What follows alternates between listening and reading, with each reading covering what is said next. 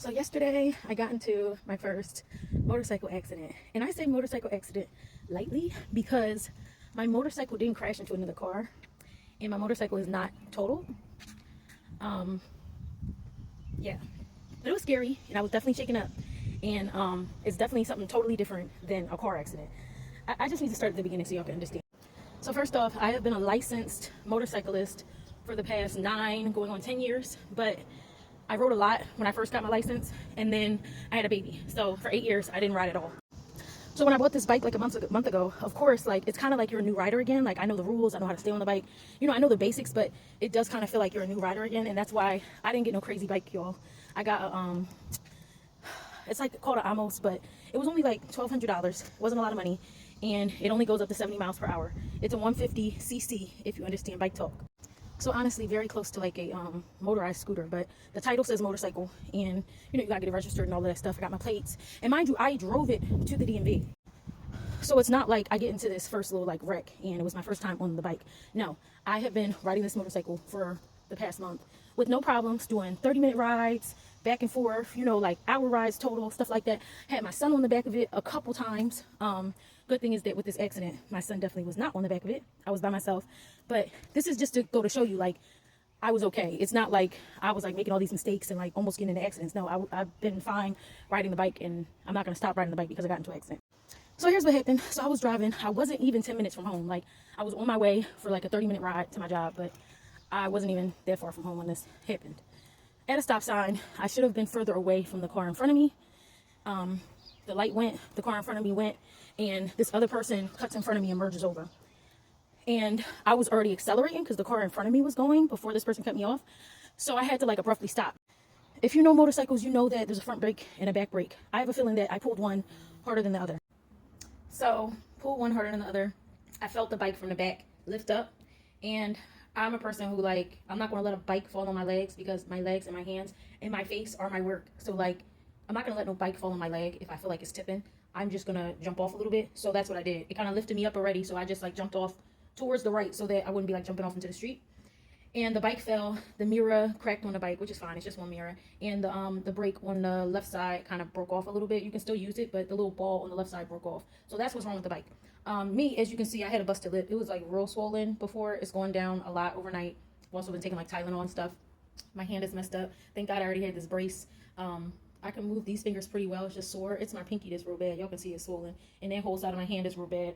I got some bumps and bruises. I'll show y'all the rest of the bruising. My neck hurts real bad. When I got up off the ground, it was just like pure adrenaline. So I didn't really feel anything. All I saw was like my knuckles were bleeding, which was like scary.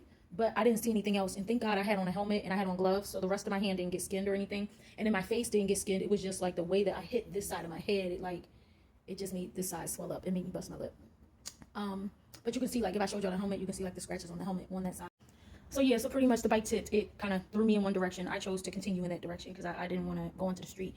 And I was, like, conscious the whole time, but I don't really remember. It happened so fast, y'all. Like, I'm pretty sure that the car in front of me that cut over, I'm pretty sure that my helmet hit the back of their car. I'm pretty sure. And I think that's how this got busted because I felt like a boom and then I fell to the ground. But again, I was just accelerating. So it's not like I was going that fast. I was maybe going like 10 miles per hour, 15 miles per hour. So thank God for that because I'm sure it would have been a lot worse. But y'all, let me tell you how I'm a thug. I got up. The person did pull over and they were like, "Are you okay?" You know, this and the third. I got up. I was like, "I'm okay. I'm just shooken up. Just give me a second to dust myself off. Can you help me pick up my bike?" Got the bike up. Noticed that the bike was okay. I just needed to like screw on a few parts. So I'm like, all right, cool. Y'all, I had the option. I could have rode my motorcycle to the car charger to get my electric car and just rode to work in my car.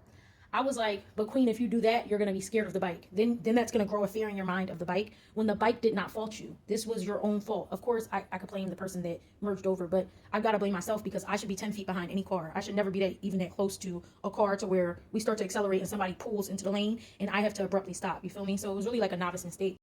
So y'all, again, I picked my shit up, dusted myself off, checked my legs, made sure, you know, just bruising, no cuts or nothing like that. And I got on my bike, y'all, and I rode to work. Got off, went to work, did one client, canceled the rest of my day because I was so sore. And then I got back on the bike and rode for another 35 minutes to get back to my car. And I'm so proud of myself that I did that because I'm telling y'all, if I would have just like not gotten back on the bike and if I would have gotten into my car, I would have probably had a long-term fear of the bike, and like it would have taken me some time to get back on the bike. But I literally rode for over an hour after this accident and had a great ride. Like, didn't have no problems, was very cautious, stayed very, very far back from other cars.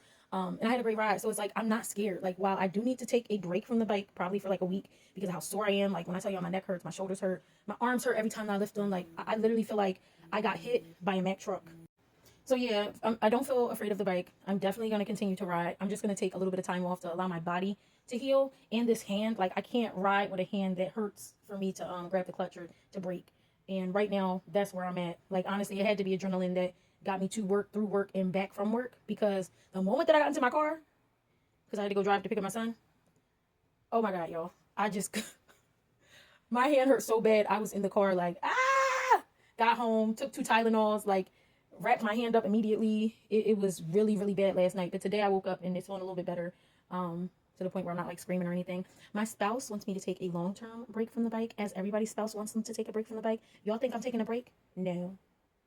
I'll take a week off. I'm back on the bike next week. Okay? And my spouse wants me to go to the hospital today. So I might go to the hospital today.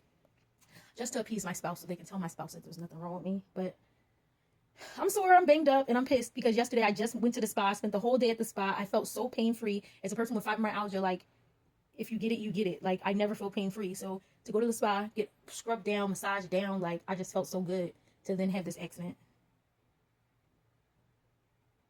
Went to the spa on Monday, accident on Tuesday. I feel like a train hit me on Wednesday. I'm just like, so I just wasted that money at the spa. But last thing, and I know this was a long video, what I will say is that I'm very, very thankful for my life.